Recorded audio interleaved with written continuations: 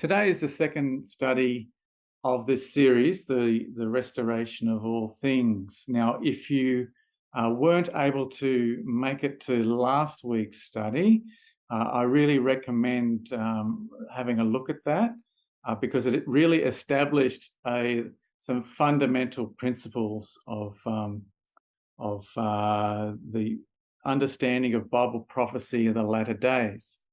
And so we'll revise a few things, but yeah, if you really want that sort of grounding, need to revisit last week's class. And I put this caveat out here again, as I did last week, is that Bible prophecy is something that's it's a wonderful thing that God has provided for us. But we understand as Christadelphians that there are different interpretations of Bible prophecy in the Brotherhood. So if you don't agree with everything that we present tonight, that's fine.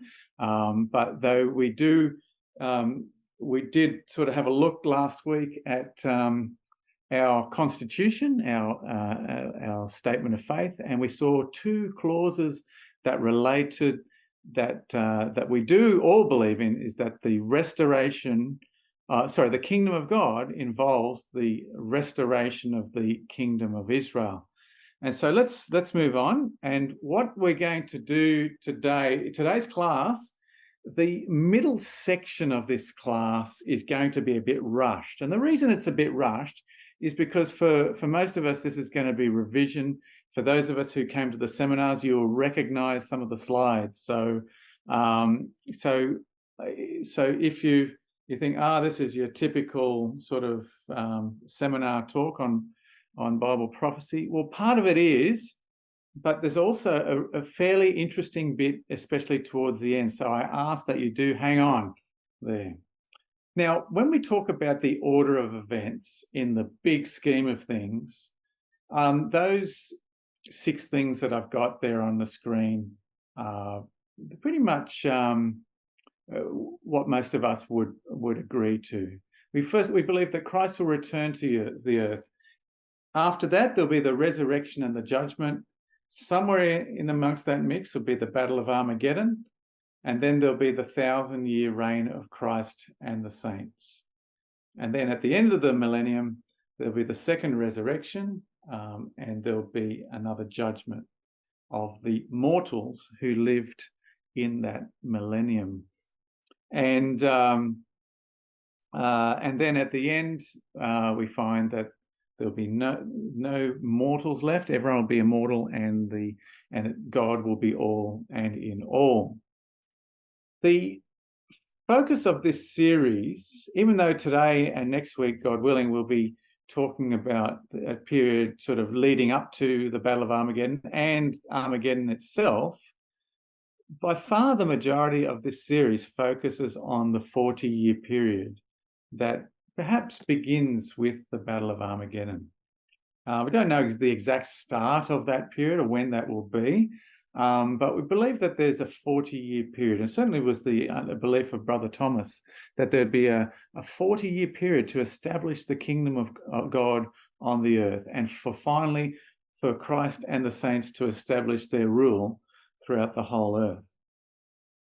So a bit of revision from last week, and we spent a lot of time talking about this and proving this, that the rule is, when we see the term Judah and Israel in the same context relating to latter-day Bible prophecy, we would say that Judah represents the Jews living in the land at the time of Christ's coming.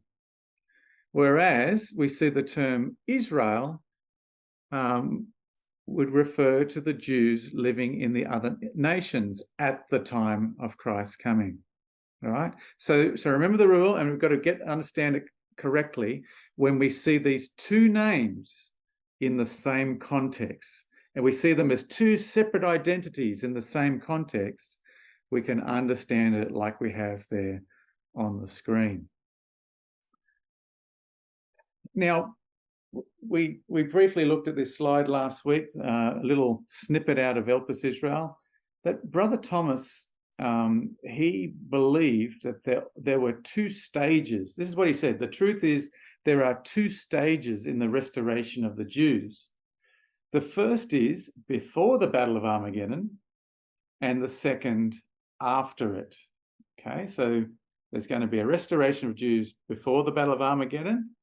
And he goes on to say that, or he implies certainly that first stage is the restoration of Judah, right?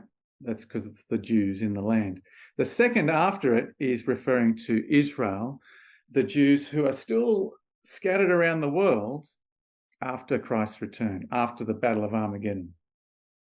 All right, but he says both stages are pre-millennial. In other words, both restorations have to happen before the 1,000 years actually start, before Christ rules over all the nations. And you may remember that I explained that the old day of Zammit used to, and I think a lot of the Christadelphian community is guilty of this, is that the old day of Zammit and the Christadelphian community relate a lot of the restoration prophecies to 1948 or the current state of Israel now, right? And I'd like to propose to you that the vast majority of restoration prophecies relating to the Jews are yet to be fulfilled. Certainly some have been fulfilled, and I'm going to show you the ones that have.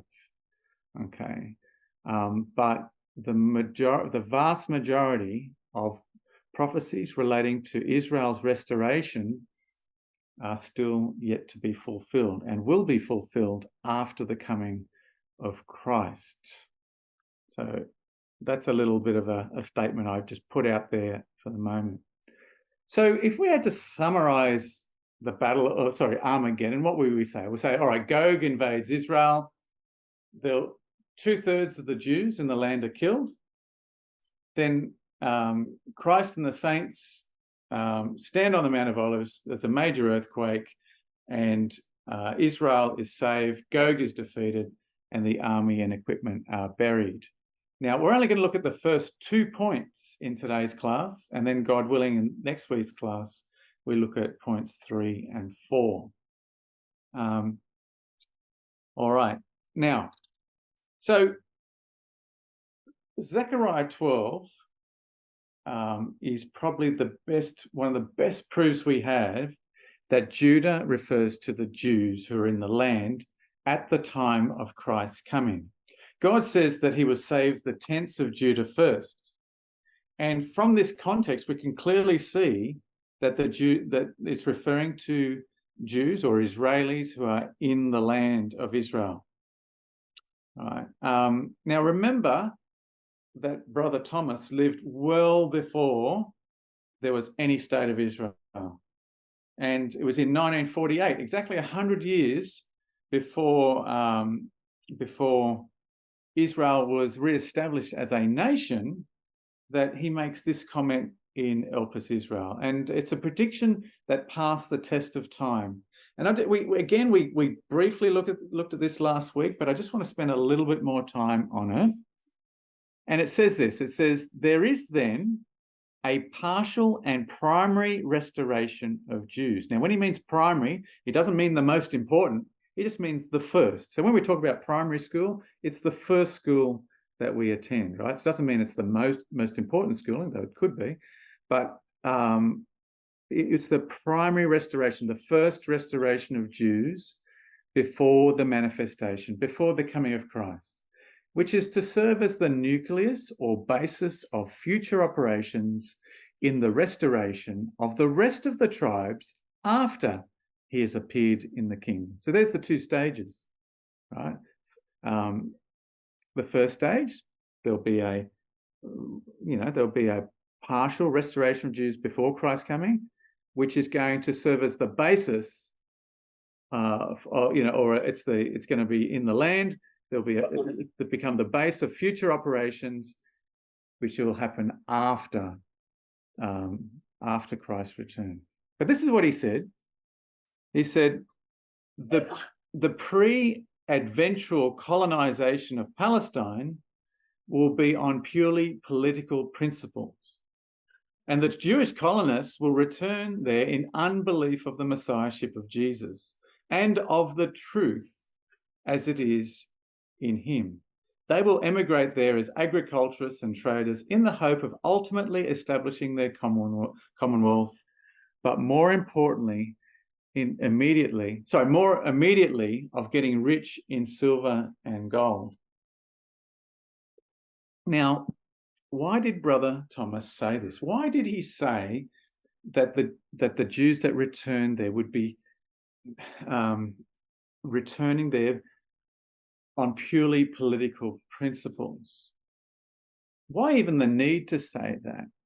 Well, firstly, why he said it is because the Bible indicates that. Okay, we're gonna look at that shortly. But why the need to say it in the year 1848? So in this book in Elpis Israel, it's on page 440.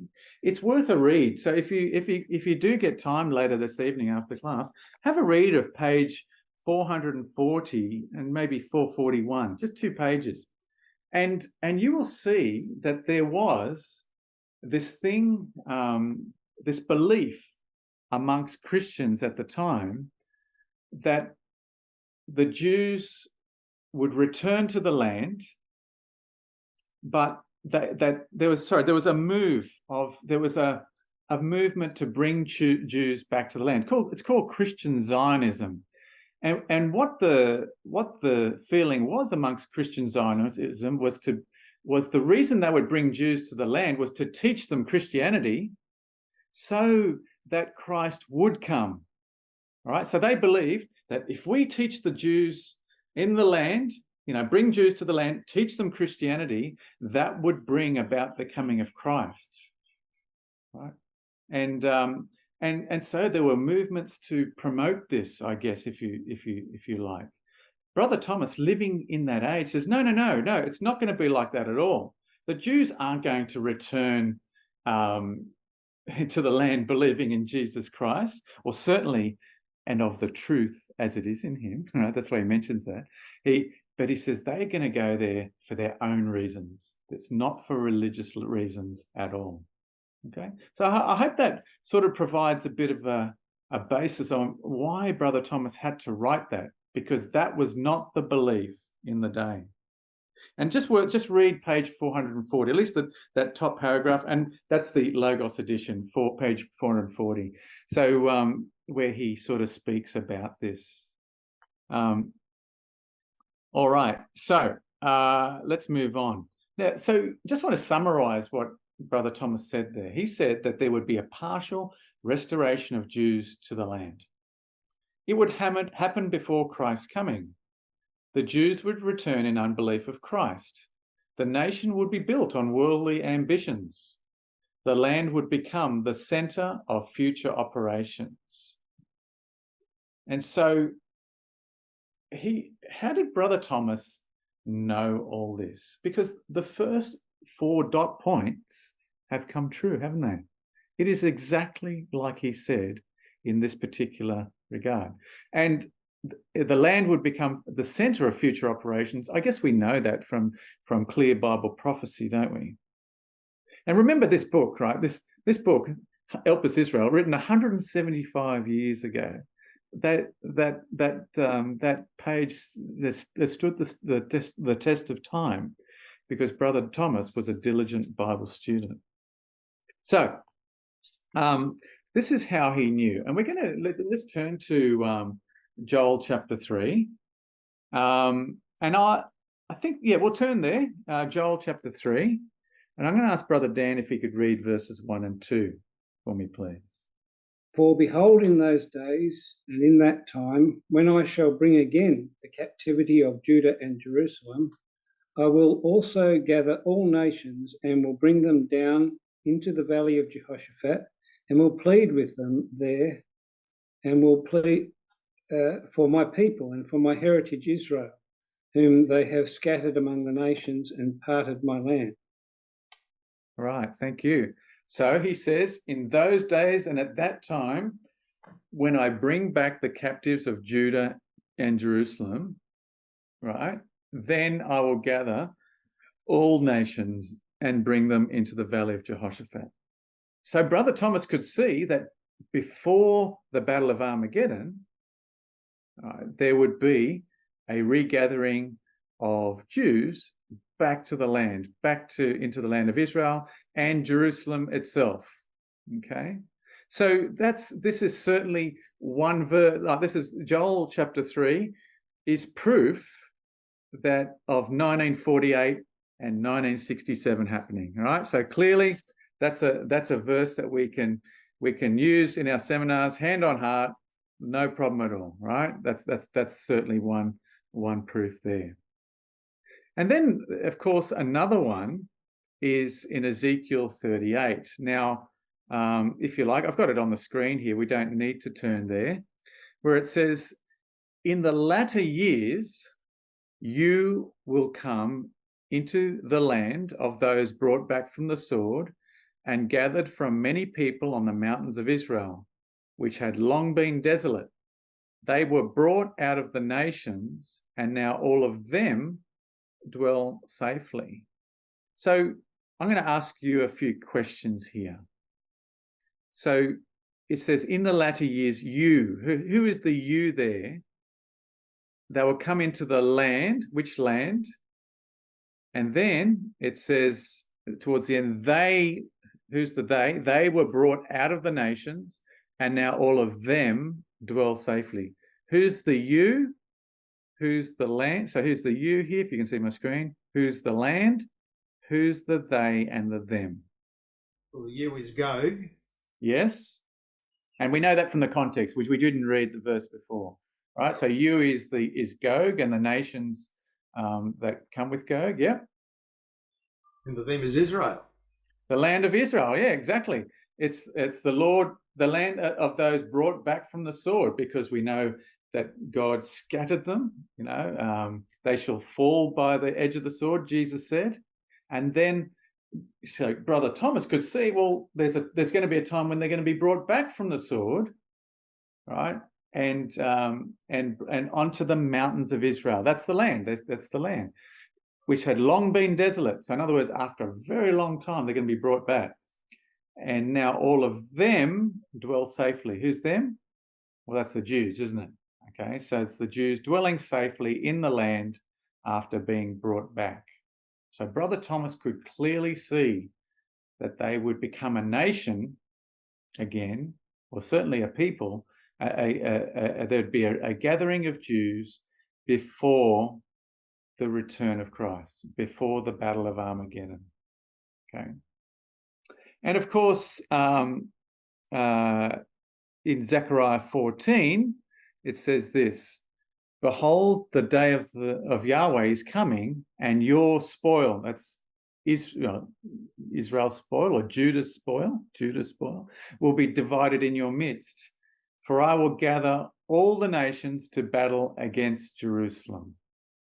Okay, again, this is another passage that Brother Thomas would have seen to know that there would be a partial restoration of the Jews before the coming of Christ. Now, outside those three passages or those three chapters, there are little snippets here and there of hints that they would return before the land, but they are really the main three, right? And so many of the other restoration prophecies, I'd suggest, are yet to be fulfilled. So, all right, let's move on. So what is the Battle of Armageddon? Well, we'd ask this question in the seminars. How many times does the word how many times does the word Armageddon appear in the scriptures? And I think we all know the answer. It's, well, Rob's going to answer. Rob, go, you can answer. Well, it's once, but I think the inference is in Joel 3 as well. Yeah, that's right. Okay, so the word Armageddon appears once, all right, and it appears in this place here. And they gathered them together to the place called in the Hebrew Armageddon. That's Revelation 16, verse 16.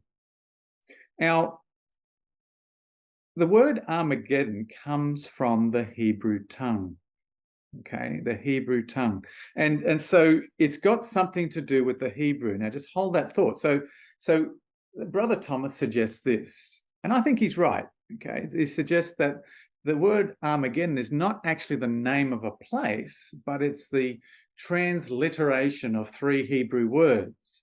Amar, which means just simply the word sheaves. Or a bunch, right? A sheave is a bunch. And usually when we're talking about the word sheaf, we're talking about a bunch of wheat. Okay. And that word amar occurs 4 times in the Old Testament. It occurs 4 times in the Old Testament, and twice it's clearly got an Armageddon reference. So in Micah 4, verse 12, it says, he will gather them, that's the nations, like sheaves to the threshing floor. And in Zechariah 12, which is an Armageddon chapter, it says, in that day I'll make the governors of Judah like a firepan in the woodpile and like a fiery torch in the sheaves. Right, so at least 2 out of 4 occasions where that word occurs in the Old Testament relates to Armageddon. And then you've got the word gay, means a valley, and the word dan, which means a judgment. Armageddon is a bunch of sheaves in a valley for judgment. Okay, so now what is really interesting is the next slide here, because even though the word Armageddon appears only once in the Bible, it's described in many other places. So in Revelation, it actually sort of gives us a bit of context at what it actually means, because it's describing it as a battle of that great day of God Almighty. It says, for these are the spirits of demons performing signs which go out to the kings of the earth and of the whole world to gather them to the battle of that great day of God Almighty. The kings of the earth being the leaders of Europe, or the leaders of the old Roman Empire, and of the whole world, not just the old Roman Empire, but this spirit of madness goes out to the whole world to gather them to the battle of that great day of God Almighty. That great day, what day? If you are reading this for the first time and you read the battle of that great day, well, if I was a Bible student and reading that, I think, well, if it mentions that great day of God Almighty, I'm going to expect that it is described elsewhere in the Bible. All right. God is expecting that we know all about this battle already. And what day is it? Well, it's the day of Yahweh, the battle of that great day, the day of Yahweh, which is described in many places in the Old Testament.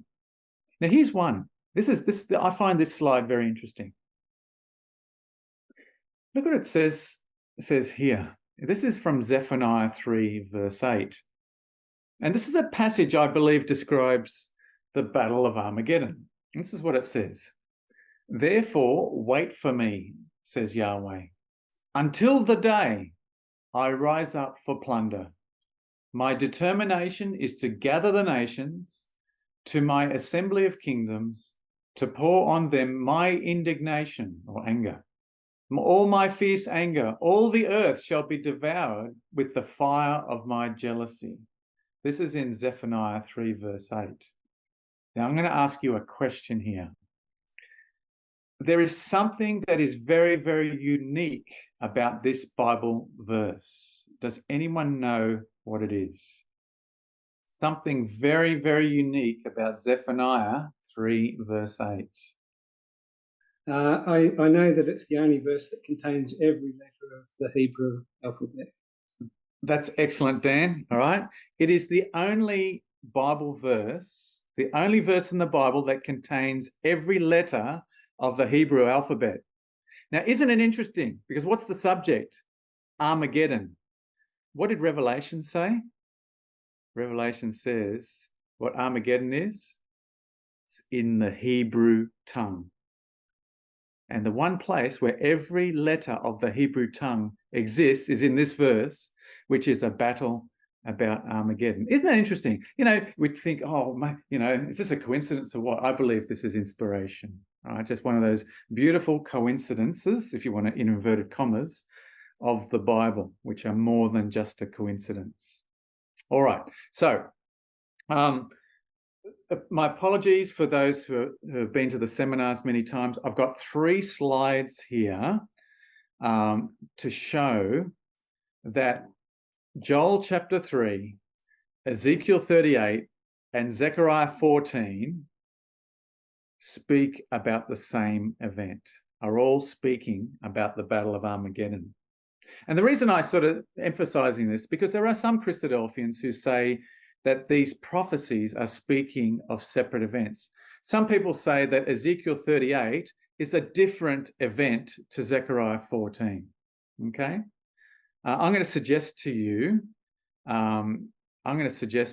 that they are the same event.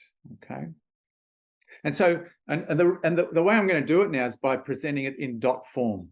So when we look at the time period of Joel 3, the time period is when Judah is restored. In other words, after 1948. The place is the Valley of Jehoshaphat, Jerusalem.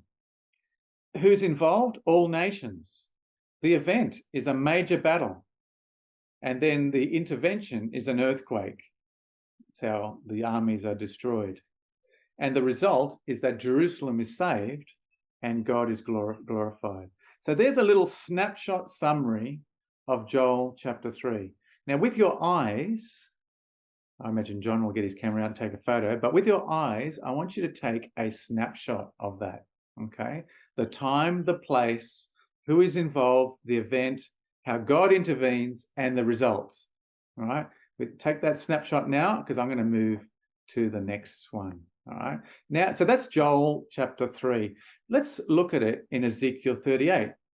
Well, the time in verse 8 is described as the latter years. The place that's involved is the mountains of Israel. Who is involved? Well, many nations are listed. The event is a major invasion of Israel. God intervenes by means of a major earthquake. And the end result is that Israel is saved and God is glorified. Now, when I compare Joel 3 and Ezekiel 38, I'm pretty much seeing the same event. The dot points look very similar, don't they? All right, so take a snapshot of that one. All right. And again, there are some who say that Zechariah, sorry, I'll just throw this slide in. There's the nations that are listed in Ezekiel 38. We're not going to talk about that today. All right, the nations that come against Israel. Now, again, some Christadelphians say Zechariah 14, Ezekiel 38 are different battles. I'm going to suggest that they are the same battle. So look at the dot points again. The time period. The time period is after the Jews occupied Jerusalem, after 1967. The place is Jerusalem. Who is involved? All nations. The event is a major invasion of Jerusalem. How does God intervene? Well, it's a major earthquake that splits the Mount of Olives. And the end result is that God is glorified and is king over all the earth. Right? Isn't that, I see those dot points very similar to those other ones. And so we move on to this other passage of Zechariah chapter 2. Okay, so let's have a look at this now. So I did skip through that fairly quickly, and now we're probably just going to slow down a little bit here. Can we go to Zechariah chapter 2? and have a look at this. I think I'm doing all right with the time. Phew. Okay. So Zechariah 2. Oh. You've got 12 on the screen, Dave. Oh, my apologies, Dan. My apologies. And that's good attention to detail. I like it. Zechariah 12 and verses 2 to 3. How about we read verses 1 to 3? Do you mind reading that for us, Dan? No problem. The burden of the word of the Lord for Israel, saith the Lord, which stretcheth forth the heavens and layeth the foundation of the earth and formeth the spirit of man within him. Behold, I will make Jerusalem a cup of trembling unto all the people round about, when they shall be in the siege, both against Judah and against Jerusalem. And in that day will I make Jerusalem a burdensome stone for all people. All that burden themselves with it shall be cut in pieces, though all the people of the earth be gathered against it. All right. And so there's the passage there, right? I'll make Jerusalem a cup of drunkenness to all the surrounding peoples when they lay siege against Judah and Jerusalem. And so I guess I'm going to start by asking one question here, because some have suggested that this would be just a local battle, that there would be two battles, but some are suggesting that Zechariah 12 is speaking about just a local battle of the surrounding nations, right? An inner ring war, as it's been termed, right? And Zechariah 14, on the other hand, is the Battle of Armageddon, which is an outer ring war. Yeah, the other nations come in, right? So that's been the suggestion, and it's all, like I said, we can all have different interpretations of Bible prophecy. But what I'm going to suggest, I'm going to ask you a question. I'm going to make a statement first. The statement is, I believe Zechariah 12 and Zechariah 14 are the same event, okay? And Zechariah 13 is in that mix as well. Zechariah 12, Zechariah 13, Zechariah 14 are basically about the same event, the Battle of Armageddon. It's just that Zechariah 12 looks at it from a different perspective to Zechariah 13 and then Zechariah 14, right? Seeing it from different aspects, okay? Now, why do you think from Zechariah 12 verse 2, why do I think it's not just the surrounding peoples? When it says they lay siege against Judah and Jerusalem, why do I think it's involving more nations than just the surrounding nations? Have a look at it in your Bible. I've cut it off the screen on purpose, but it's in your Bible. All the people of the earth will be gathered together against it.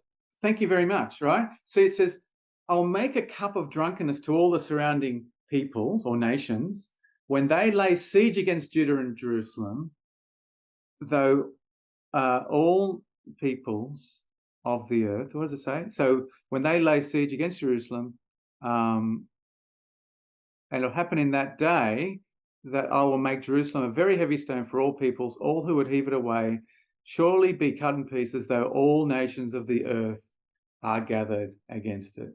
And look, if there is a separate battle of an inner ring and then an outer ring, then so be it. If that happens, so be it.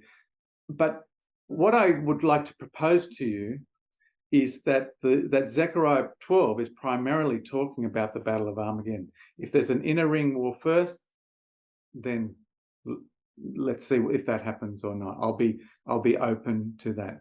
But the way I see that is that the surrounding nations there are the nations that have gathered, that have surrounded Jerusalem, because all the nations of the world are going to travel there to besiege it. Does that make sense?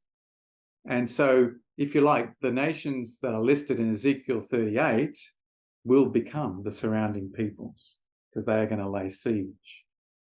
Right? It's just like when we said the Romans surrounded Jerusalem. They weren't a surrounding nation. They came from a long way away, but they besieged Jerusalem. but they were the nation that surrounded them. That's how I see it anyway. Feel free to have your own opinion there.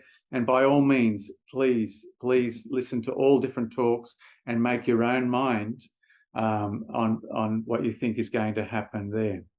But regardless, Jerusalem is going to come under siege, at least once more. Do you know Jerusalem has been besieged at least 23 times before in its history? You know, and it says, you know, it's been this city has been the subject of so many conflicts over the years. One commentator says Jerusalem has been the subject of at least 118 conflicts. The city has been captured at least 40 times and has been besieged at least 23 times. And Zechariah 12 describes yet one more time that it will come under siege. Right? And so this city is going to be laid siege once again. Now, Isaiah 59 describes this invasion. This describes the enemy coming in like a flood. All right? Now, I just want to sort of put it in picture what that sort of would look like. Now, in World War II, there was this thing called the Siege of Malta. Right? Now, Malta will go down in history as the most bombed place on earth. Right? In the year between the years 1940 and 1942, there were a total of about 15,000 tons of bombs that were dropped on this little island that's only 27 kilometres long at its longest point and about 15 kilometres wide. So to give you an idea, from Wattle Grove to the city, I think is 30 kilometres. So the longest length of Malta is less than from Wattle Grove to the city of Sydney. Just to sort of put that in perspective. It's not a very big island. The most bombed place on earth. You know, the people of Malta really, really suffered in this siege of Malta. Just one attack lasted 154 days straight. It was just this continuous bombing for 154 days. And there were, in that 154 days, there were 3,343 air raids. That's a lot, isn't it?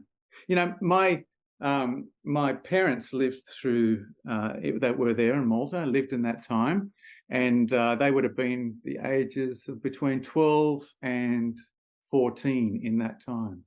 Right? And Mum used to tell me the stories of the war. And Malta was under siege. The reason it was under siege was because it was really the only bit of Allied territory, this little dot in the middle of the Mediterranean, surrounded by the Axis powers. So north of there was Europe, which was controlled by Hitler and Mussolini. To the south was controlled by, you know, it was North Africa. A majority of it was controlled by the enemy powers as well. So Malta was this only little dot of Allied territory, which was a real thorn in Hitler's side, because from Malta, the British launched their air attacks against convoys. So what would happen is General Rommel, he'd want to supply North Africa, so he'd be sending ships from Europe, you know, from Italy and so forth, down into North Africa. But from Malta, these ships would get bombed. And so what happened was the Axis powers, Germany and Italy, were trying to force Malta into surrender. Right? And they did it by this continual bombing. And it got to the point where Malta was starved. There was this siege. They couldn't get any food in there. There was no. They're running out of fuel. They're running out of aircraft. There were only, I think, at one stage, there were only 3 biplanes left to defend the island. It was It was almost, got to the point of almost surrender. And it wasn't, there was convoy after convoy got sunk. And there was this last ditch convoy. They called it the Santa Maria convoy in the end, this last ditch convoy to come and save and to bring all this food and fuel and into Malta and parts for the planes and so forth. And of course, the enemy powers knew about it. They bombed it, but some of it survived, and it was the turning point in the war. Unfortunately, that convoy arrived on the 15th of August, which is the major feast day to Mary. So the Maltese, of course, being a Catholic nation, attributed this little victory to the Virgin Mary. But that's beside the point. Now, why did I talk about all that in the context of this? The reason, because I like to talk about Malta, that's what Delita said. But it's more than that. It's more than that. It's because even though Malta was the most heavily bombed place on earth, I would much have rather lived in Malta than in a place like Crete or mainland Europe, where you physically saw the enemy standing in front of you. On Malta, not one enemy soldier landed on Malta. They did not look face to face to the enemy, only from the air and the sea. Right? In other countries, they were invaded. They were invaded, and the enemy armies would plunder the houses. They'd break in. They'd rape the women. They'd do all terrible things, and you saw the enemy face to face. That is what is going to happen to Israel. And it's not just a little invasion. It says when the enemy comes in like a flood. Now, I know we've got short memories, but the last few years we've had some big floods, haven't we? Right, some huge floods in New South Wales. And you see this gushing body of water just come and ravage the place, destroys everything in its path. That's how it describes the invasion of Judah and Jerusalem. The enemy will come in like a flood. They will see the enemy face to face. This is how it's described here. Multitudes in the valley of decision. It says about Gog, it says, you will ascend coming like a storm, covering the land like a cloud, you and all your troops and many peoples with you. And God says, for I will gather all the nations to battle against Jerusalem. This is not just a little skirmish. This is a major, massive invasion. And we read in Zechariah 13, verse 8, it says, it shall come to pass in all the land, says Yahweh, that 2/3 in it shall be cut off and die. Right? So this is talking about all the Jews, or all the Israelis, if you like, in the land of Israel. And that's why God has to save the tents of Judah first. That's why it says that in Zechariah 12, I will save the tents of Judah first, because 2/3 of them are going to be cut off and die. 2 out of every 3 in the land will die. Horrible time for Israel. And so of the 6.8 million Jews in the land, over 4 million will perish at the hand of the invading army. Horrible, isn't it, when you think about it like that? And then, let's read this. So Zechariah 14 and verse 12. Can you read that for me? Oh, sorry, I did it again. Zechariah 14 verses 1 to 2. Dan, could you please read that, verses 1 and 2? Sure. Behold, the day of the Lord cometh, and thy spoil shall be divided in the midst of thee, for I will gather all nations against Jerusalem to battle, and the city shall be taken, and the houses rifled, and the women ravished, and half of the city shall go forth into captivity, and the residue of the people shall not be cut off from the city. Right, thanks. And so Jerusalem, which has been trodden down by the Gentiles since the time, really, sorry.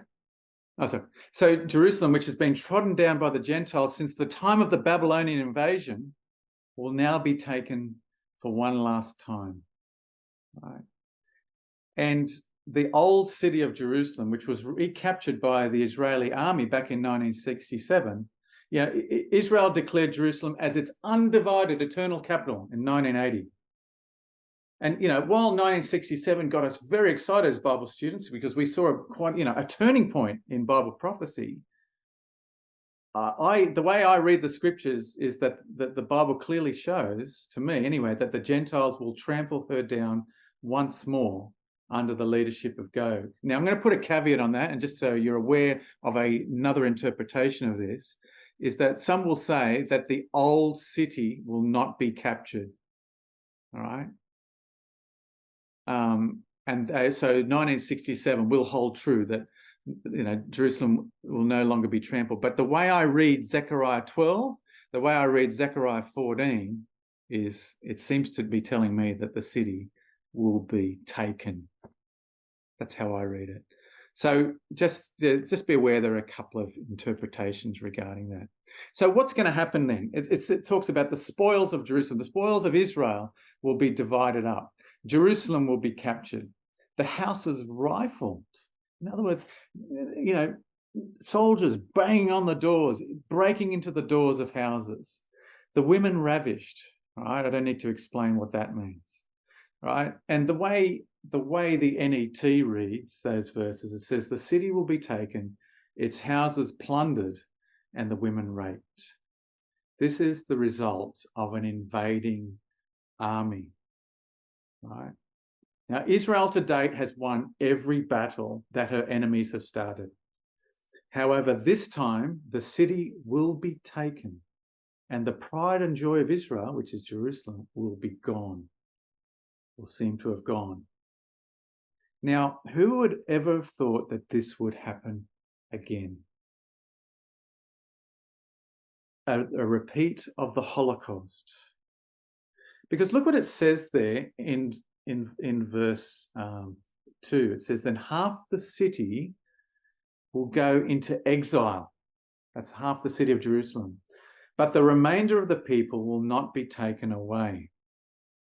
Okay? And half the city, half Jerusalem's Jewish population will be taken into exile, sent away. Now, in 2022, the year 2022, there were 590,000 Israelis, like Jews, living in Jerusalem. So if this were to happen now, then about 300,000 Jews will be taken captive and exiled. Okay. You think this is impossible, right? Unthinkable. In modern times, how can something like this happen? How can we get a repeat of the Holocaust? Right. Well, it's going to happen, right? Remember, in modern times, 6 million Jews were exterminated by the German Nazi regime, right? And we even saw what Gog would have done what has done in the Ukraine even more recently. So Russia has done, rather. So now, how will this happen? How will this happen? Well, we need to read just this. I think this is the last passage we turn to. It is. So this is the last passage we're going to read. Can you please read Joel 3, verses 4 to 6? I want us to all turn there. I think this is important and a really interesting part of the talk today. So Joel 3, verses 4 to 6. Yea, and what have ye to do with me, O Tyre and Zidon, and all the coasts of Palestine? Will ye render to me a recompense? And if ye recompense me swiftly and speedily, will I return your recompense upon your own head? Because ye have taken my silver and my gold, and have carried into your temples my goodly pleasant things. The children also of Judah and the children of Jerusalem have ye sold to the Grecians, that ye might remove them far from their border. Right. See that? Look what it says. The people of Judah and the people of Jerusalem you have sold to the Greeks, that you may remove them far from their borders. Now, I listened to a talk very recently by Brother Ken Whitehead, and it totally puts my understanding of this prophecy totally upside down.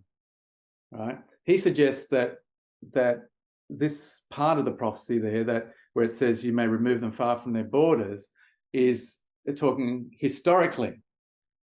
I'm suggesting that this is yet to happen, right? That this is a prophecy yet to happen, that the people of Judah and the people of Jerusalem are going to be removed far from their borders. Because I link that with Zechariah 14, verse 2, which says half the city will go into captivity, right? They're going to be exiled from their city. They're going to be sent away. And so where will they go is the question. Where will they go? And will they be sent beyond the borders of Israel? That's what this passage seems to indicate. Now, it's interesting because Jeremiah 3 indicates that both Israel and Judah, the two entities, are going to walk together out of the land of the north. And you see Jeremiah 3 is a future context, right? They're going to walk together out of the land of the north.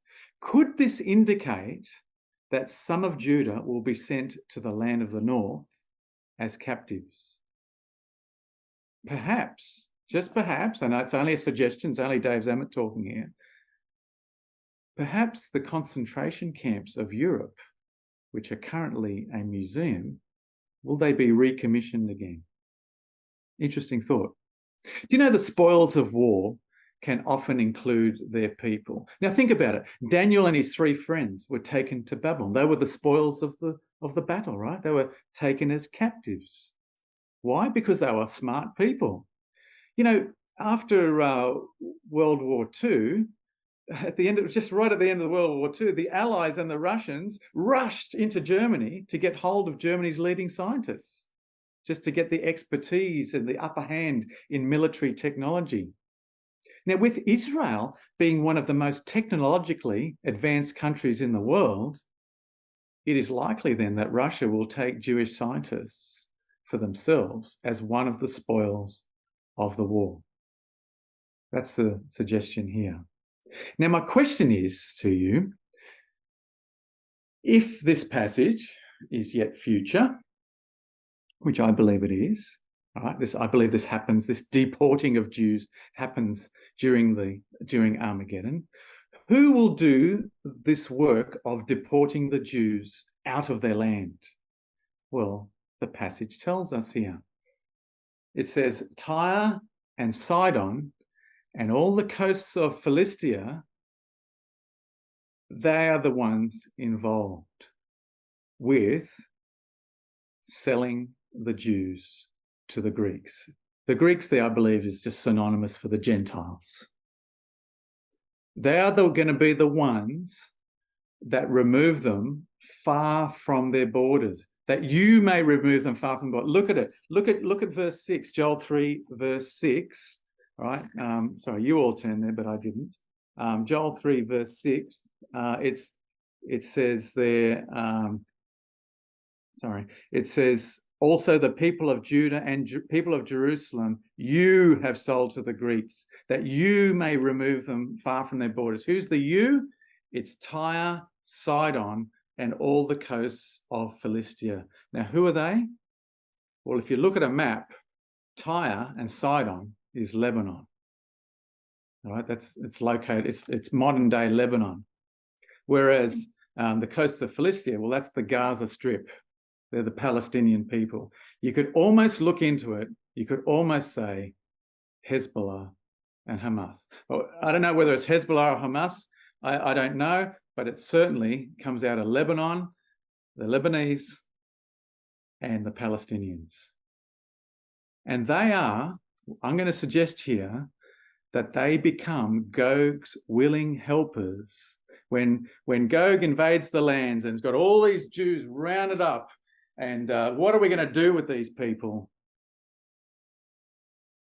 There'll be a people named Tyre, Sidon, the coast of Philistia, put their hand up and say, Sir Gog, we'll look after that for you. And they become Gog's contractor, if you like, to deport the Jews out of the land. Interesting thought, isn't it? No? And that's very different to what is being promoted now amongst Christadelphians in terms of Bible prophecy. So I'm just putting it out there that it's different, so you make up your own mind. I just want you to remember this little phrase here. What's Tyre and Sidon, the coast of Philistia, going to do? They're going to remove the Jews. Look what it says. Remove them far from their borders. Hold that thought for about the next 4 minutes, right, till I finish this class. They're going to be removed far from their borders. Hold that thought. And then this is when Ezekiel 37 comes to pass. When 2/3 of the land, 2/3 of the Israeli population in the land are killed, the land is just flooded with an enemy, all is lost. 300,000 at least Israelis are taken captive, deported, families, mothers, children, deported out of the land. This is when they say, our bones are dry, our hope is lost, and we ourselves are cut off. We're finished. And I believe that is when Ezekiel 37 will be fulfilled. And that's not only me, because Brother Thomas believed it as well. I'm putting a little snippet on here, Eureka, volume 5, page 313. He talks about the very dry bones of Israel shall come together, bone to bone, flesh to flesh. He's talking about this after Armageddon, all right? That this army of Israeli, this Israeli army is going to be put together after Armageddon by Christ and the saints. This is... I just want to prove that it's not just me making this up, all right? This is Brother Thomas believing this as well. You'll have to read that in your own time. We don't have to go through this. But why is this necessary? Why is God bringing all this decimation on the land? Well, it's because of this. He says in Ezekiel 39, verse 25, 26, he says, I will be jealous for my holy name after they have borne their shame and all their unfaithfulness, in which they were unfaithful to me. When? When they dwelt safely in their own land and no one made them afraid. And we've seen that Israel has become a secular country that in the main are just like any other Western country in terms of morality. They've forgotten about God. All right? And it says that this is going to, God has a prophecy here that they're going to be unfaithful again in the latter days when they dwell safely in their own land, which is how it is described, the situation when Gog comes into the land, isn't it? So maybe just we are yet to see a time, maybe we'll be at the judgment by this point, we don't know. But maybe we're yet to see a time where there'll be this sense of dwelling safely in their own land. There certainly will be just before the Battle of Armageddon anyway. Whether we see it or not as Christadelphians, we don't know. So when God says, so I will make my holy name known in the midst of my people Israel, I will not let them profane my holy name anymore, right? Because they've given God a bad name over the years. And so here we have the nation of Israel destroyed, or so it seems. Alas, for that day is great, so that none is like it. It is the time of Jacob's trouble. And there shall be a time of trouble such as never was since there was a nation, Daniel 12 verse 2 says. Joel 3, it says the sun and moon will grow dark and the stars will diminish their brightness. Israel will look like it's been eclipsed. And then I believe this is the fulfillment of Jeremiah 31 verse 15. A voice was heard in Ramah, lamentation and bitter weeping, Rachel weeping for her children, refusing to be comforted for her children because they are no more. Right? What happened when Jesus was a baby was just a type. This is the actual fulfillment of it. Right? Rachel weeping for her children because they are no more. It will seem that all is lost for Israel. They will be at their lowest point in all history. The pride of Judah will be brought very low, and the people of the land will be desperate for a Messiah. And it is at this point, and only at this point, will God step in to help the Jews. Okay? And I picture this, right? I don't know if this is just Dave Zammit working his imagination, right? That after the judgment, we will be waiting to march into the land with Christ to save the Jews. And I can imagine us, if we could, talk to Christ and say, can we go in and save Judah? And he says, no, not yet. It's not the right time. And then we hear of this invading army and people are being killed. You know, Jews being shot in the streets everywhere. Buildings being blown up everywhere. And we say to the Lord, can we go now? Please, it's time. Surely it must be time. And he says, no, not yet. And then we hear about these houses being broken into and you know, husbands being shot in front of their families and children and women are being deported out of the land by these Palestinian and Lebanese people. And we say to Christ, can we go? And he says, no, not yet. And the things get so bad that half the city of Jerusalem is deported and 2/3 of the Jews are annihilated. And they're on their knees. And the Lord says, let's go. We're going to save them. And that is what happens next. And this is the last slide. And I love this slide. And look what it says. Thus says Yahweh, refrain your voice from weeping. That's Rachel weeping, isn't it? And your eyes from tears, for your work shall be rewarded, says Yahweh. And look what it says. Remember I asked you to remember that verse? What did it say? That the people of Sidon and that would remove them far from their borders? And here it says, and they shall come back from the land of their enemy. There is hope in your future, says Yahweh, that your children shall come back to their own border. And that's the good part of the story, which we will leave. The remainder of this story we will answer next week, God willing. You know, it says, and I get a bit teary when I see this slide.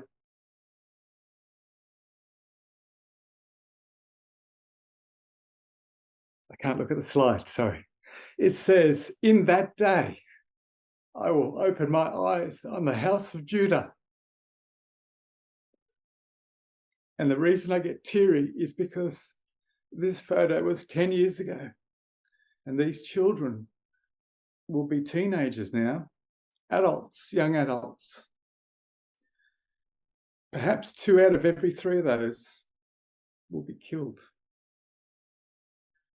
But it says, in that day, I will open my eyes on the house of Judah. That's when Deuteronomy 30 will be fulfilled. That's when God shows favor to Israel or to Judah, is when they return to him. Right? Am I implying something here? Right? We can talk about that after the class. Thank you.